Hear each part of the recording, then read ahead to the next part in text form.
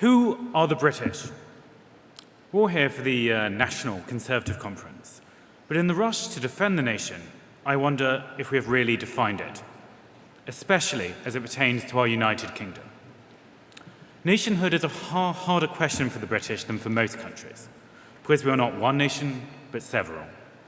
England, Wales, Scotland, and Northern Ireland. Add to this the crown dependencies of Guernsey, Jersey, and the Isle of Man, overseas territories like Gibraltar and the Falkland Islands, not to mention 15 Commonwealth realms which are ruled over by the same king, including Jamaica, Australia, and Canada. Or for that matter, the parliamentary republics of the Commonwealth, many of which share the common law, the Westminster system of government, and the English language. For opponents of British nationhood, this complexity is a basis for denying us any identity of our own.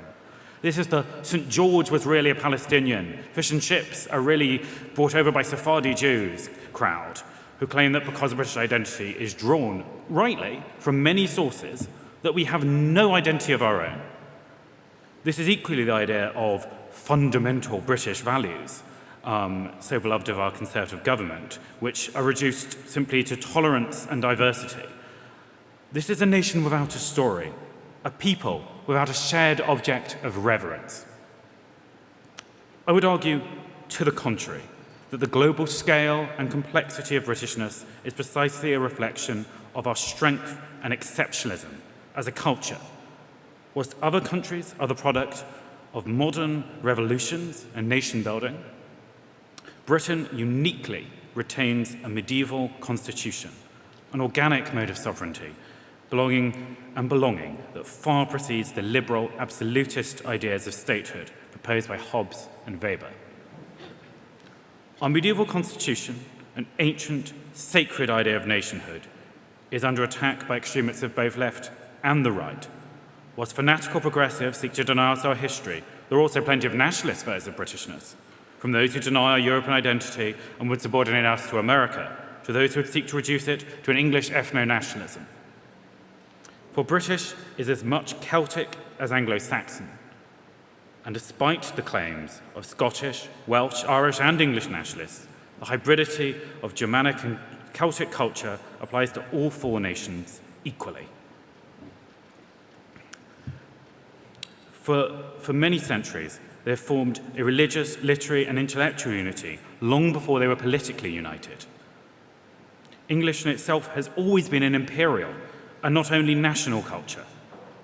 Where American conservatives look to their Declaration of Independence as informing their national origins, Britons today should recall our own moment of rupture and refounding in 1534, when Parliament declared that this realm of England is an empire, and so have been accepted by the world, governed by one supreme head and king, under whom a body politic, compact of all sorts and degrees of people, divided in terms, and by names of spirituality and temporality, be bounden and ought to bear, next to God, a humble and natural obedience.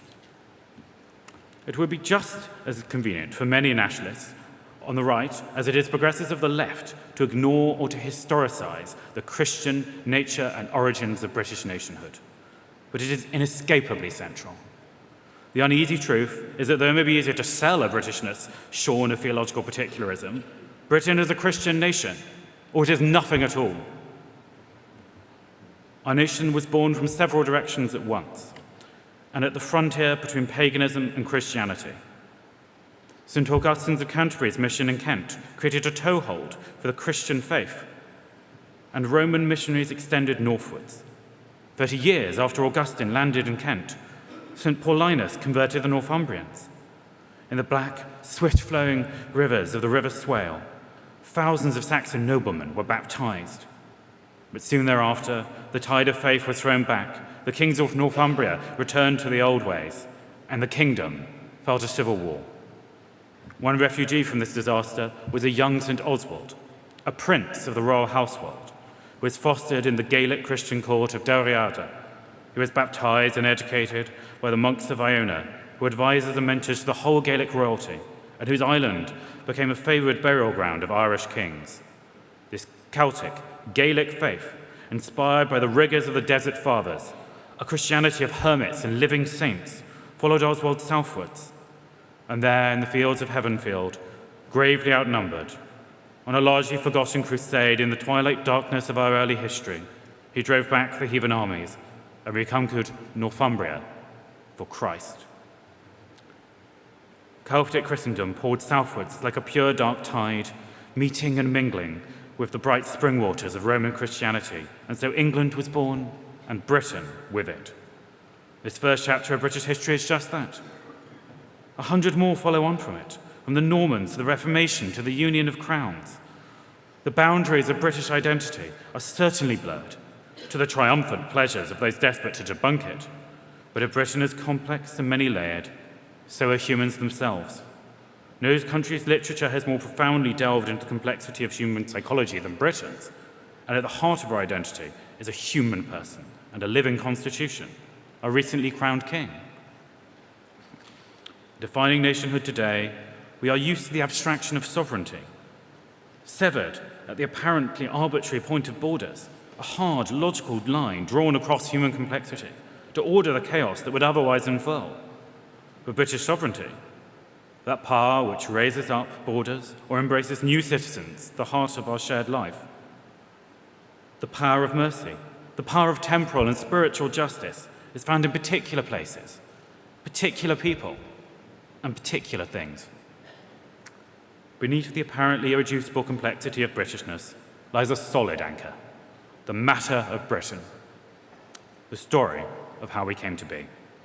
The matter of Britain was first coined by the medieval French poet Jean Bodel and referred to the mythic cycle of Arthurian romance and legend. He wrote, "With only 3 matters should men concern themselves, of France and of Britain and of Rome the Great." Respectively, these métiers were the stories of Charlemagne and his paladins, of Aeneas and his Trojan exiles, and of King Arthur and his court. The etymology of métier is matter, substance, subject, source, and mother. The French philosopher Michel Serres, writing of founding myths, talks of the black box of origins. A black box is a sort of closed symbol, a dot rather than a dash, an irreducible self-contained point, which, like the container of Schrödinger's cat, can conceal contrasting, unknowable potentials. It is what we start with. But, like the black box of an aeroplane, it is also what remains when the structures around it are destroyed and fall away. The structures around Britishness have certainly fallen away, and the superstructure that exploded out from the rise of England, becoming Britain, becoming empire, is now trembling apart around us. The centre has shifted violently westwards to America, but it's an unstable and divided vortex whose pull seems to drag all the world culture towards it, even as it is unable to define what it is. It was Yeats, in whose own lifetime Ireland broke away from Britain, who wrote, "Turning and turning in the widening gyre, the falcon cannot hear the falconer, things fall apart, the centre cannot hold, mere anarchy is loosed upon the world." Britishness has been put to the challenge. It is being put to the sword. Think of what was lost, of what can no longer be. Receding behind us, we see the magnificent coronation of Elizabeth II in full Tudor pomp, or Britain in fancy dress, a country pulled taut and proper into the glory of insular wartime resistance, joining hands in the happy circle of the Commonwealth, spiralling ever outwards to a world of shared humanity, democratic equality, and global prosperity. A British future that never was, a new Elizabethan age whose promise was never fulfilled. Britain built a worldwide empire in its own image and is now becoming an image of the world. Britain is a country which burst its banks, a great dark well of the stars, a black cauldron, a bright sun that never set, a white grail raised above the altar of the world, cosmic flood, universal baptism. Now, hollowed out, an empty cup, it feels as if the world has flooded back into Britain, but it is equally hollow, echo answering echo. We have forgotten our history. We have forgotten our origins. We have lost the matter of Britain. Kate Bush, in her wonderfully titled song Lionheart, tells the story of a vision of a dying soldier dreaming of England, and she sings, "O England, my lion heart, dropped from my black Spitfire to my funeral barge." What is left at the end of history, at the end of a nation, at the end of Britain? In the wreck of the aircraft, nestled in the boat departing our island for another, is the mystery, the black box, the Grail. What is in the black box? The story of King Arthur is not a story of England as an untroubled garden. The myth of Britain, as Tolkien knew so well, is of beauty already dying, of hope unlooked for and unexpected, bursting forth in an age of universal conflict and collapse. It is not enough to oppose the fluid abstractions of global capital, which pulls human souls helplessly along with it, with the cold, hard abstraction of the modern nation-state, a thing as distant and ungraspable to most of us as a star. Neither global market nor sovereign state can dispense justice or offer mercy. They cannot be petitioned or debated. They are forces which render judges mute and rulers helpless. A sentence without appeal. True nationhood, true justice, and true democracy rely on an old and noble notion, the res publica, from which we have our word republic. It means simply a public or common thing, a shared object of reference, reverence, and love. A life lived in common is precisely the one desire that liberal modernity denies to us, and it is the most urgent counterweight to the forces arrayed against the way of life that we in Britain and in the West are in the process of losing. But what, you may ask, at this point, does all of this have to do with the price of milk? What have myth and religion to do with public life and policy? Well, the same Western classical tradition that bequeaths us the republican ideal presents us with the ideas of mythos and logos, the unity of faith and reason. The state must be rational, certainly, but the unity and popular consent upon which it relies is built on shared sentiment. It needs a common frame of reference and a sense of fellow feeling, a civic bond that the Romans called the vinculum. This bond is maintained by the songs we sing together, the symbols that we all recognize, the saints and heroes that we model our lives upon. British nationhood cannot be recovered, as in the Brexit vote, simply by some legalistic reclamation of powers, nor can it be renewed, as are the dreams of the globalists, by evacuating our traditions to make way for a rationalistic, borderless egalitarianism. All the best and fondest dreams of left and right alike, from the relief of poverty to the suppression of crime, rely on a Britain that is again fraternal, in which neighbour trusts neighbour, in which we cease to be subjects of impersonal forces, and again become fellow citizens. Against rationalisms of both left and right, this can only be achieved by a renewal of British culture, identity, and religion. At the very roots of our proudest, most just and rational institutions, from Parliament to the common law, we discover potent and lasting myths. Were the ancient rights of Englishmen truly discoverable in the roots of common law? We may never know, but the power of that story and others like it have animated and enchanted British politics ever since.